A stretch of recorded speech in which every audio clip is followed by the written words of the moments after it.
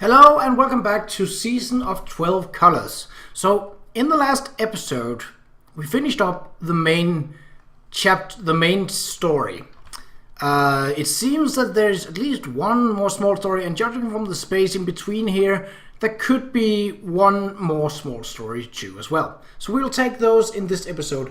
But after the episode is done, after the story is done, stick around because I will be talking about how I feel about this particular visual novel. Right, let's get into it. Oh, there's more to this. Well, okay.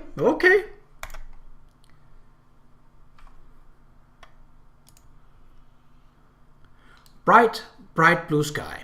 A summer full of bright sunshine. Today, my big brother would come back from town. I jumped up and ran to the door. Mummy was making breakfast.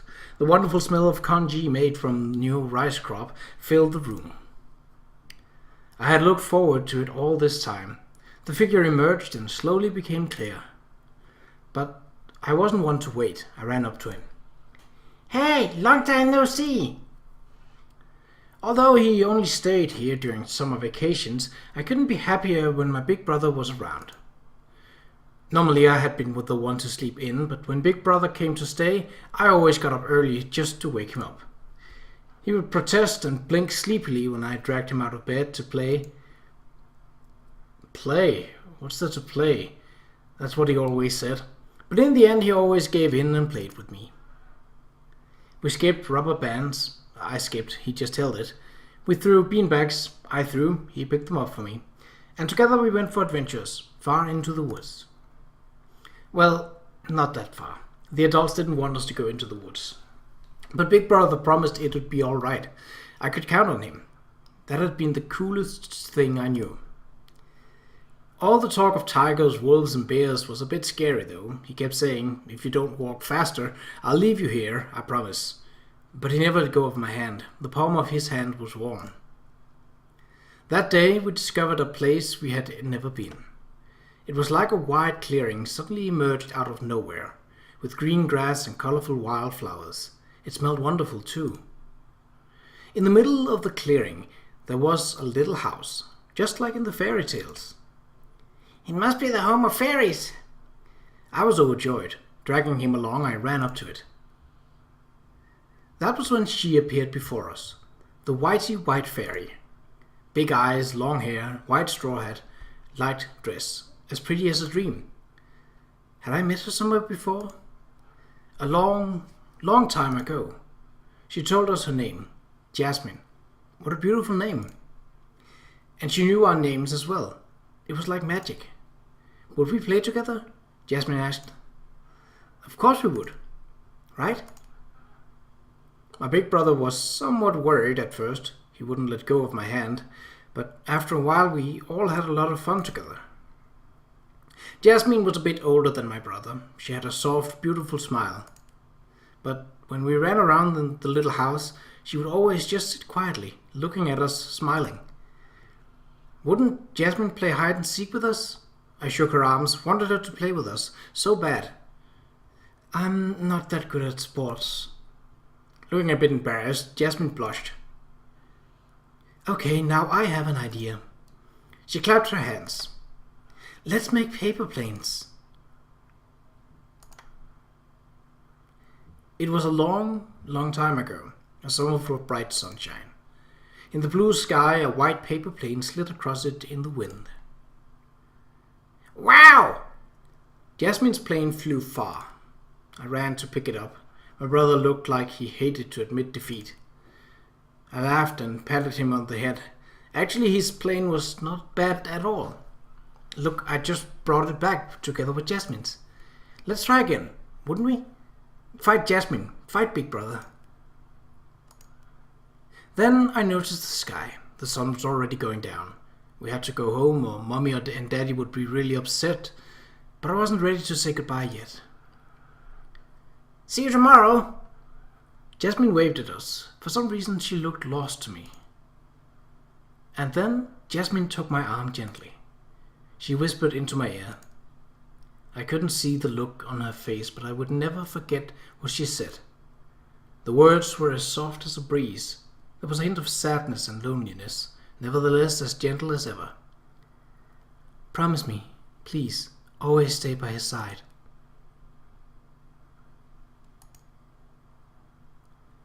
The day was so hot. The air was sticky and stifling. I was in no mood for studying at all. But with homework unfinished, I simply couldn't go out. Jasmine must be waiting for us. Jasmine told me to always stay with my big brother. Of course, we would be together every day. Right, I got an idea. Hey, teach me this. Nope. Why? Do your own homework already. But I can't finish. I need to sleep. But if I can't finish, we can't go to Jasmine's place. She must be waiting. Give it to me.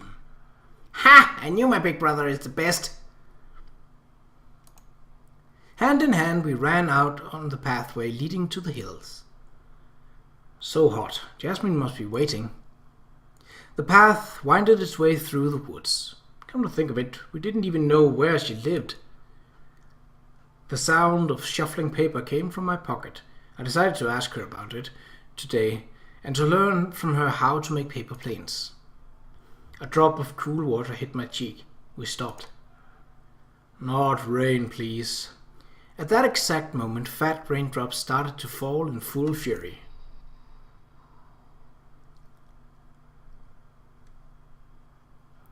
Wow! And there was the thunder. I threw myself to my big brother. Oh. He pulled his shirt over my head and, half dragging me along, we began to run. Jasmine! What about Jasmine? The pouring rain drowned out my words. He couldn't answer me. He just took my hand and ran in the direction of home. In the end, he caught a cold. Started to sneeze the moment we reached home, even developed a fever. It was all my fault. I felt sorry for him. I wanted to be responsible and take care of him. Imitating what Mom would do, I soaked the towel and put it on his forehead. Hey, would you like some water? Or something to eat? Mommy made congee. Don't kick off the blanket. Be a good boy, alright? I wished with all of my heart that my big brother would get better soon. Looking at his sleeping face calmed me. Yet I felt a bit disturbed. It was like I had forgotten something important. The rain was pouring outside, hitting the leaves in the garden, making noises. He was in bed, face burned red with fever. He was a healthy boy, yet he caught a bad cold. Then what about... For a moment I remembered Jasmine. Was she waiting there by herself? Did she have an umbrella? Where could she stay to get out of the rain? Would she wait there without knowing he was ill? I remember the lonesome look on her face when she said goodbye last night. I just couldn't stay here any longer. I'll be back in a minute, I said to him. He was half asleep. I took the umbrella from behind the door. For a short while I had forgotten what she said. Please stay by his side. Always. I only understood what she really meant a very, very long time after that. Rain was pouring down, forming puddles on the road. It took all my strength to keep the balance of the umbrella. I ran to the place we had promised to meet. There was nothing special on my mind. I just wanted to bring her an umbrella and tell her that my big brother couldn't come today. That was all. Almost slipped in a puddle. Strange. We were here yesterday, but I was starting to get lost. There was a touch of white in the distance. On the other side of the rain I could see Jasmine. Alone, and she didn't have an umbrella with her. I waved at her, but she didn't see me. All right, I'd just run to her then. I needed to give her the umbrella. I stepped out. Water splashed in the rain. Jasmine's figure became clearer and clearer. When she finally looked up, she looked as if she was surprised. That was when I slipped and floated as if stepping into a vacuum. The moment I fell, a dark river came into sight, rushing forward in a torrent.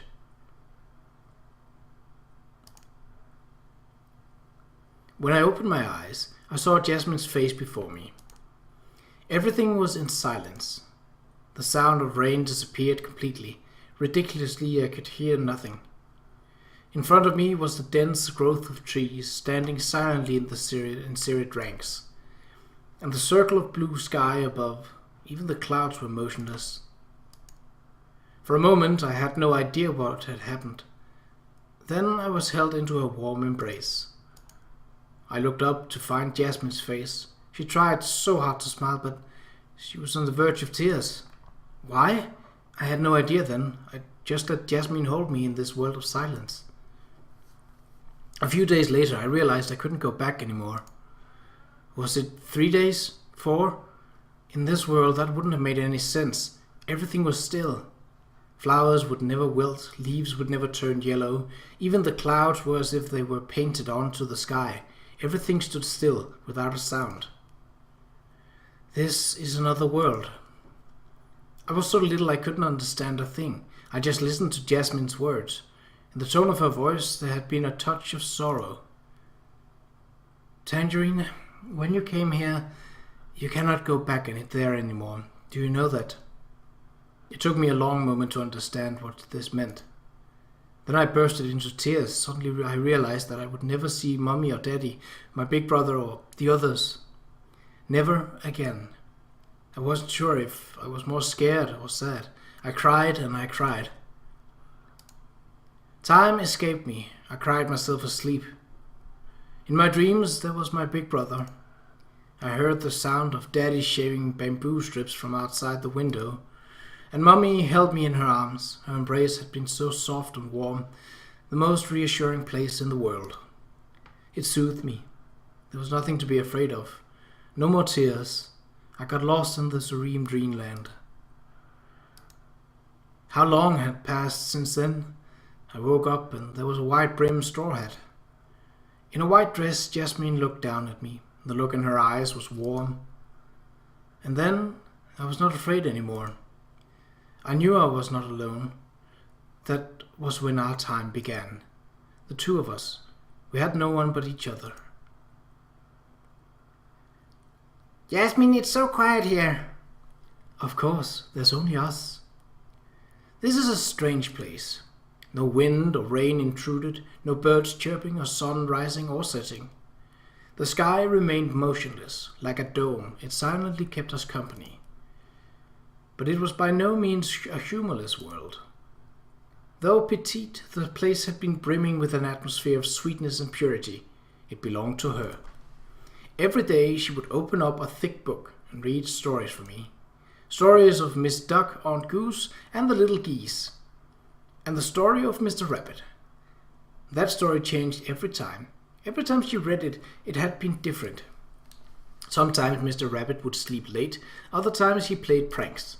He skipped and danced around to make you happy, and he appeared before a crying child to gently wipe away her tears. I had my own suspicions. How could one page hold so many different stories? Jasmine smiled and didn't answer my question. She just looked into the distance. There were times I enjoyed lying in Jasmine's lap, in the sweet scent of grass and wild flowers. I counted the clouds on the sky. Sometimes I'd let her know I had envied her pretty straw hat. She told me I could try it on when I grew up. That was a long time to wait. Sometimes Jasmine would tell me things about this world, words like time and lines and bubbles. I couldn't quite understand all of them. She smiled and said it was fine. When Tangerine grew up, surely it would become clear as day. She stroked my hair gently, like Mom always did.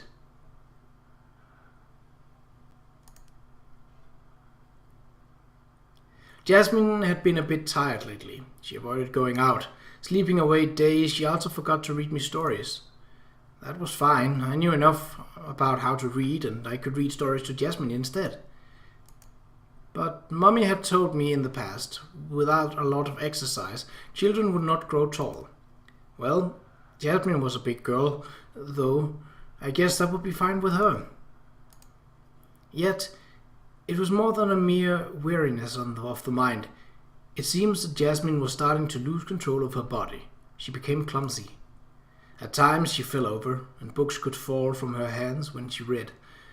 There were a few times when even the pages went flying when she dropped it. Jasmine, was she feeling sick? When I asked her this, she just smiled and shook her head without a word. And then, one day, she brought it up all of a sudden. Would I like to make paper planes? Of course, I'd wanted to learn all along, but I couldn't do it well. I ran to the house and pushed a stack of old notebooks in front of Jasmine. Only they had words on them. They were crammed with handwriting. I got a slight headache from looking at them. Would it be better to get some new paper? I had even prepared paper for this. What a pity it was lost. That was fine, Jasmine said, smiling. With words on it, the paper plane would become a letter. The message could go far, far away, riding on the winds. If that was the case, would Daddy and Mommy receive my letter? What about my big brother? Jasmine paused briefly. She did not shake her head, nor did she nod. Tangerine, would you remember me? That went without saying. I would never ever forget about her. Nothing could change that. Tangerine is a wonderful girl. I was happy and embarrassed at the same time with the praise.